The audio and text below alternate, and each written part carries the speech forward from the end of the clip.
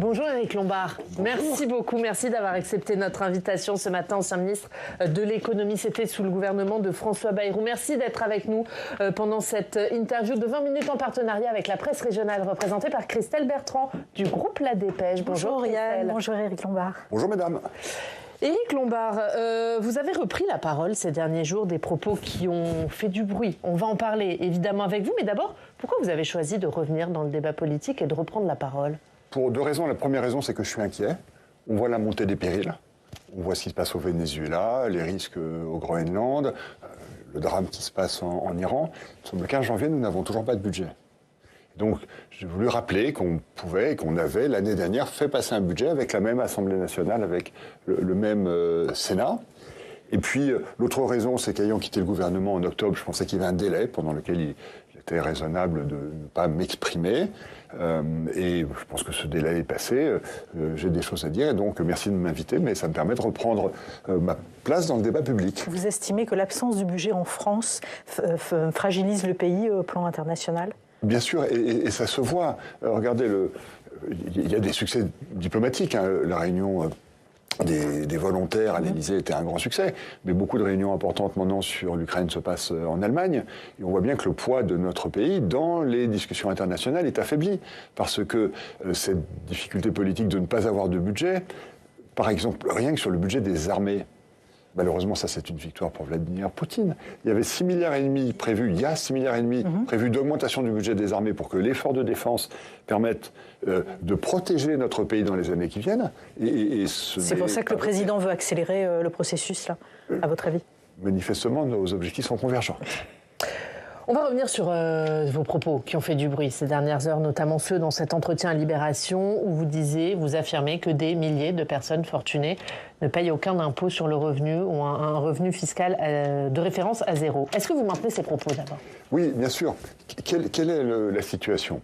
Nous savons que de plus en plus se sont développées pour un certain nombre de personnes ayant des revenus importants et des patrimoines importants, des techniques légales, mais qui permettent de baisser fortement la base fiscale.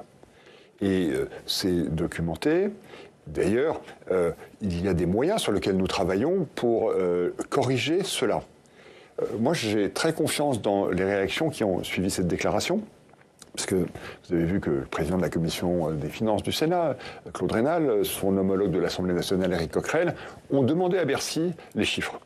Quels sont les chiffres qui sont importants pour prendre une décision et mesurer l'ampleur du phénomène ?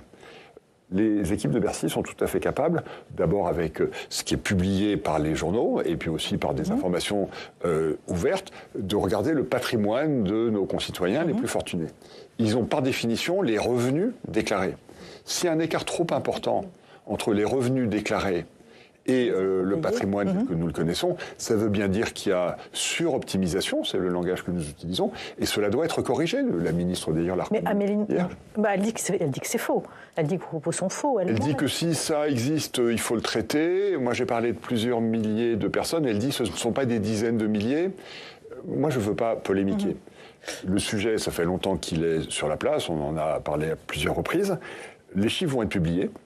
En tout cas, moi, je souhaite que les chiffres soient publiés. Vous lui demandez de les publier ? Bien sûr, mais je pense que... Parce que ce sont... Évidemment, il y a le secret fiscal, mais ça vaut pour les individus. Mais on sait que les statistiques fiscales sont publiées. D'ailleurs, ça a alimenté les travaux d'économistes reconnus, comme Gabriel Zucman, comme Thomas Piketty. Donc, il faut que les chiffres soient publiés afin qu'on le sache. Roland Lescure, le nouveau ministre de l'économie, nie ce matin toute note de Bercy. Est-ce que vous vous dites, oui, il y a des notes à Bercy qui documentent ces choses ? Je n'ai pas parlé de notes, j'ai parlé d'éléments statistiques, ce qui est assez différent. Donc moi, je n'ai pas vu de notes non plus. En revanche, il y a des éléments statistiques qui sont connus, et comme d'ailleurs les deux présidents vont aller à Bercy, je suis certain qu'ils vont poser la question, et que les fonctionnaires de Bercy leur diront les éléments statistiques qu'ils ont pu constituer, et chacun après pourra s'exprimer. Mais vous souhaitez que ces documents soient publiés. Vous demandez ce matin au gouvernement de publier. Moi, je souhaite que ces statistiques, encore une fois, les notes, moi, j'ai pas vu de notes particulières, et les notes, ce seraient des politiques publiques qui seraient proposées, ça relève du gouvernement. En revanche, les éléments statistiques, il faut qu'ils soient publiés, bien sûr. Pourquoi vous n'en parlez que maintenant, Éric Lombard ? Pourquoi vous n'avez pas dit ça quand vous étiez à Bercy ? Eh bien, nous en avons parlé. l'année dernière, dans la préparation du budget, puisque nous avions même un outil fiscal sur lequel nous avons travaillé, sur lequel nous avons entamé le dialogue avec les parlementaires et d'ailleurs avec les associations d'entreprises. Et ce projet, qui a été moins médiatisé qu'en ce moment, mais ça c'est l'avis des médias, n'a pas prospéré. D'abord parce que le gouvernement, à la fin, ne l'a pas soutenu.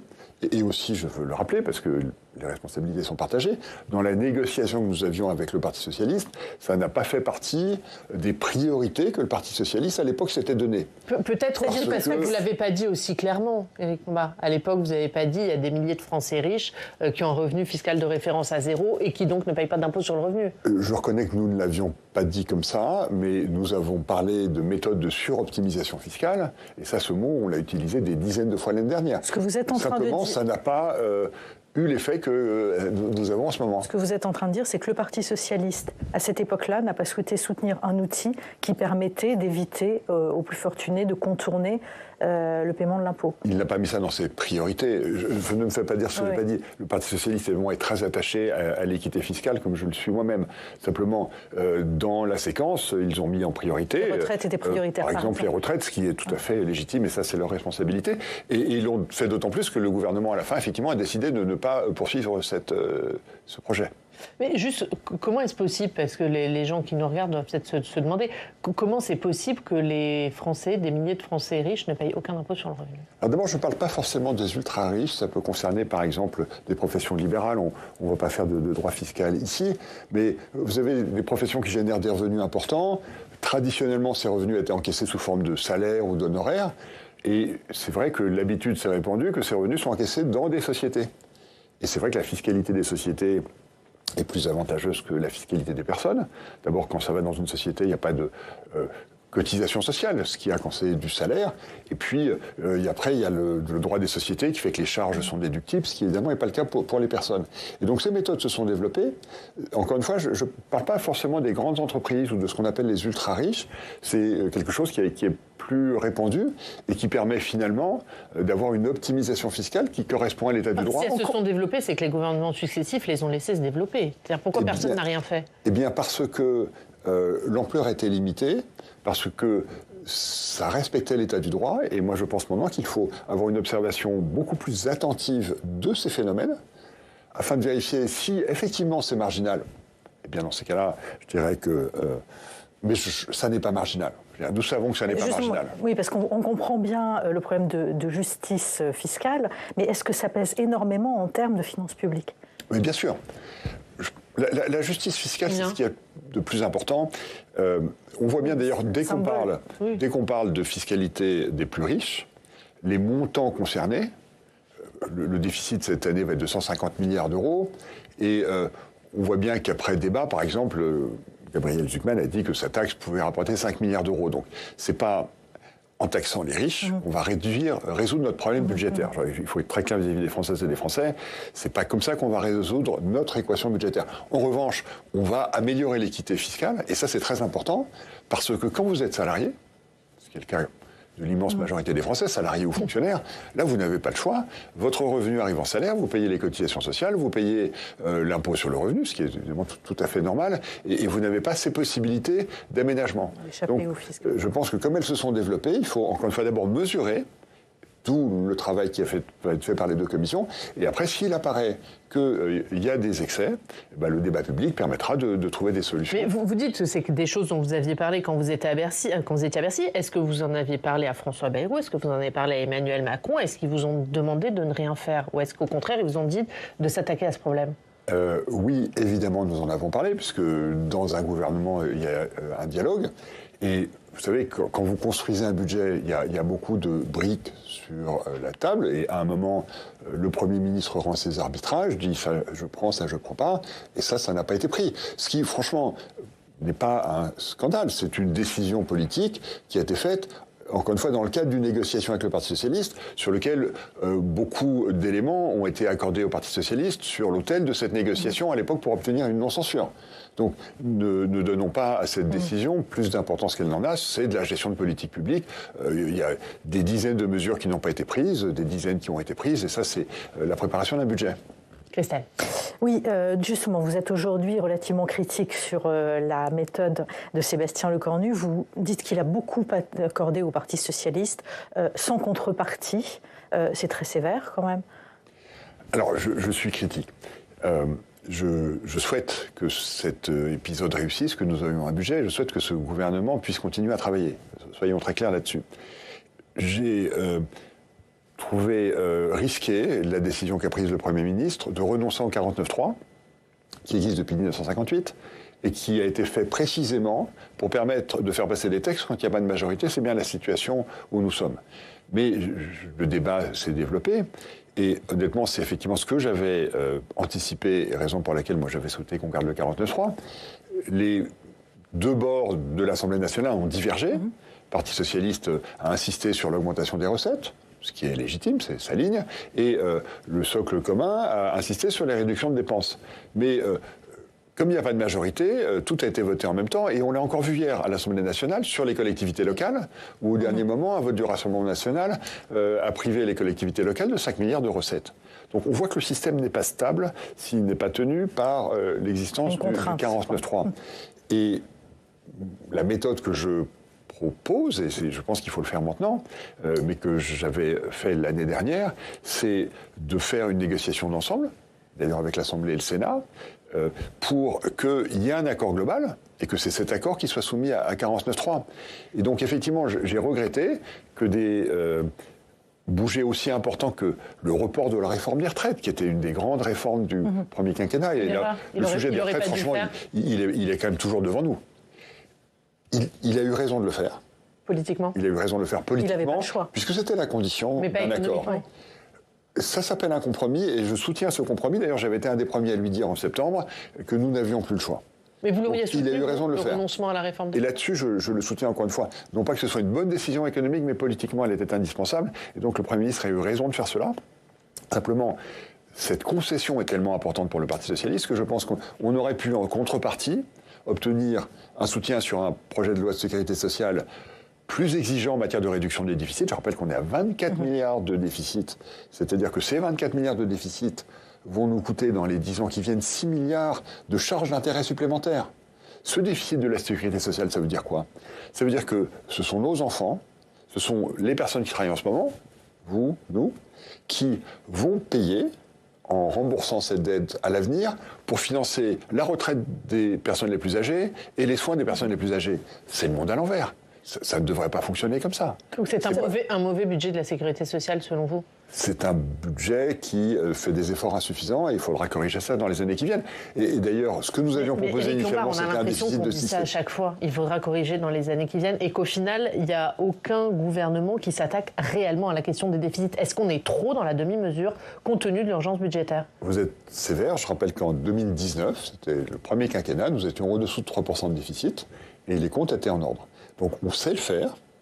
Et là, le contexte n'était pas le même. On approche d'une situation d'urgence, parce que la réalité, c'est que nous avons 3 300 milliards de dettes, et que la charge de cette dette, parce que les taux d'intérêt ont augmenté, et en plus à cause de notre situation, on paye notre dette à un prix beaucoup plus élevé que les autres, 70 centimes, 0,7% de plus que l'Allemagne hier soir. Et donc, cette charge de la dette, elle est en train de nous étouffer. On aura bientôt une charge de la dette qui sera un montant plus élevé que le budget des armées et dans quelques années plus important que le budget de l'éducation nationale. Et ça nous met en risque, ça va nous empêcher de préparer l'avenir. Donc il y a urgence. Pas urgence, nous ne sommes pas en crise et il n'y a pas de risque sur le financement de l'État, mais il est impératif que dans les 2 ou 3 ans qui viennent, on se remette dans une trajectoire plus... Mais François Bayrou avait dit ça lorsqu'il était à Matignon. Il avait dit qu'il faut absolument se fixer des objectifs plus sérieux. Est-ce que vous diriez que Sébastien Lecornu a renoncé à tous ces objectifs? Pas du tout, pas du tout. Encore une fois, je n'exagérerai pas la sévérité de mes propos. Le Premier ministre tient une ligne très ferme en disant, comme le gouverneur de la Banque de France d'ailleurs, qui l'a redit en début de semaine, que nous devons arriver à 5% de déficit ou au-dessous de 5%, sachant qu'en 2025, nous étions, parce qu'avec la ministre, nous avons tenu les comptes à 5,4 comme prévu, et en 2024 à 5,8. Donc on est toujours dans un scénario qui peut nous permettre d'être à moins de 3%. En 2029, je rappelle que c'est notre engagement européen. Et vous croyez que c'est encore tenable? Le Premier ministre et les ministres ont l'air de dire que c'est tenable, mais il me semble que ça l'est. Et ça, c'est impératif. Je redis qu'à l'intérieur de cet équilibre qui pourrait nous amener à 5%, l'équilibre entre l'État et la sécurité sociale n'est pas porteur d'avenir, puisque la sécurité sociale est gravement en déséquilibre, que ça va être compensé par un effort de l'État. Et qu'est-ce que c'est que l'État ? L'État, c'est la sécurité de nos concitoyens, c'est la préparation de l'avenir, l'enseignement supérieur, la recherche spatiale, la défense. Ce sont ces budgets-là qui, du coup, et donc, il faut rééquilibrer l'effort pour que la sécurité sociale aille vers l'équilibre et qu'on investisse plus du côté de l'État. Ça, c'est absolument impératif. Et on l'a fait d'ailleurs déjà en 2025. Je veux réhabiliter ce que nous avons fait en 2025, où nous avons pu faire des avancées importantes dans beaucoup de secteurs. On a accéléré la protection de notre industrie, ça c'est un élément tout à fait essentiel. On a protégé l'économie des petits colis, on a commencé à le faire. Donc, y compris sans majorité, on peut vraiment faire beaucoup de choses. Est-ce qu'on peut se passer d'augmentation d'impôts ? Dans l'équation telle qu'elle se présente pour 2026, l'effort sera partagé entre des augmentations d'impôts et des baisses de dépenses. Je pense qu'il peut y avoir une part d'augmentation d'impôts, mais elle doit être très modeste. Pourquoi ? Si on regarde les grands équilibres, nous sommes à peu près à 43% par rapport au PIB de ce qu'on appelle les prélèvements obligatoires, les impôts, les recettes obligées. En réalité, tout le monde dit que c'est les prélèvements les plus élevés d'Europe et du monde. Oui, mais ces prélèvements couvrent des sujets qui, dans d'autres pays, ne sont pas des prélèvements obligatoires, parce que dans ces prélèvements, il y a le financement de la retraite, il y a le financement de la santé, qui d'ailleurs représente presque la moitié de la dépense publique. Donc c'est d'un ordre un petit peu différent. Et il me semble qu'en matière de prélèvement, il faut être très attentif, il faut d'abord agir sur la dépense, mais on a probablement un petit peu de marge de manœuvre sur les recettes. Mais juste sur les impôts, est-ce que ça doit toucher tout le monde, ces augmentations d'impôts ? Est-ce que tout le monde doit être mis à contribution ? Nous ne sommes pas là.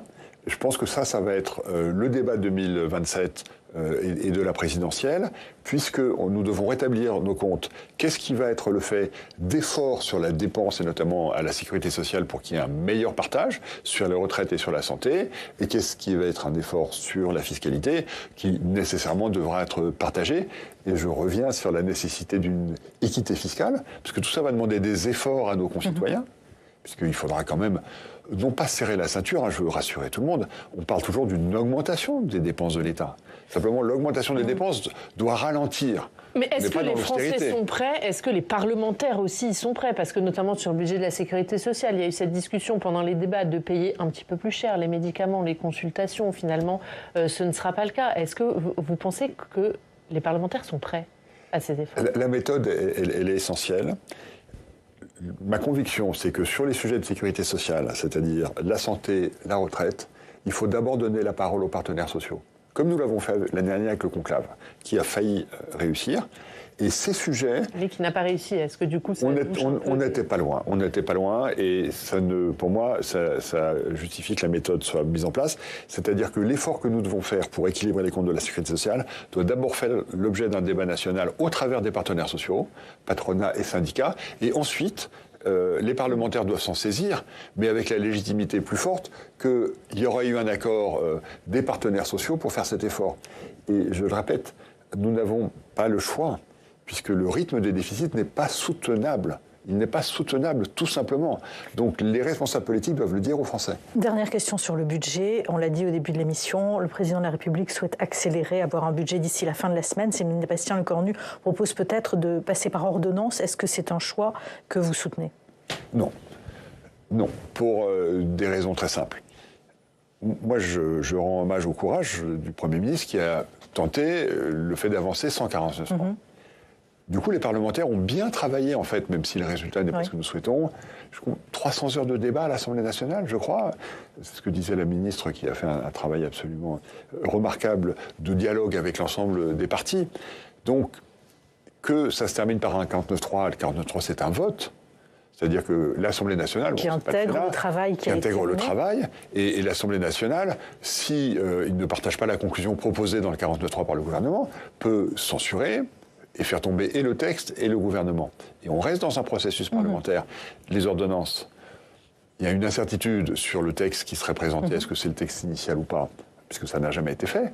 Mais du coup, tout ce travail parlementaire est gommé et on revient sur une signature du gouvernement.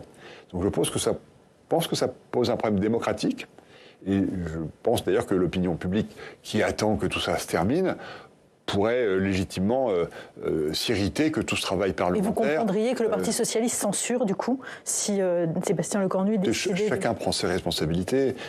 Moi, malgré le côté, disons, un peu cash de mes propos, je soutiens le gouvernement, je souhaite qu'il réussisse et je ne souhaite pas qu'il soit censuré. Mais ça pose un problème démocratique, vous dites. Ça me paraît un processus beaucoup moins démocratique que l'utilisation du 49.3, encore une fois, qui donne lieu à un vote. Les ordonnances, il n'y a pas de vote. Il n'y a probablement pas de recours, ou s'il y a un recours, de toute façon, les textes seront engagés, le budget sera engagé. Donc ça me paraît, c'est pas un hasard si ça n'a pas été utilisé jusqu'à Mais vous croyez à un budget fin janvier ? On aura un budget fin janvier ? Ça me paraît extrêmement important. Et quand j'entends les parties prenantes, ils me disent qu'ils ne sont pas loin. Mais encore une fois, c'est au gouvernement de prendre la responsabilité de proposer l'accord, puisqu'il n'y a pas de coalition entre le Parti socialiste et le socle commun. Donc on ne peut pas attendre du Parti socialiste et du socle commun qu'ils parviennent eux-mêmes à un accord. S'ils l'avaient fait, il y aurait une coalition et le Parti socialiste serait dans la majorité, mais ça n'est pas le cas. Toute dernière question. Vous disiez le débat fiscal sera un débat important de 2027. Est-ce que vous serez un acteur important du débat de 2027 ? Important, je ne sais pas. Je pense que c'est un rendez-vous important pour la nation. J'ai un privilège considérable d'avoir exercé des fonctions dans le privé, dans le public depuis plusieurs années, donc d'avoir vu beaucoup de choses. Et je vais témoigner et je vais faire part de mes convictions. Je le fais ce matin et encore une fois, merci de m'inviter. Je le ferai aussi.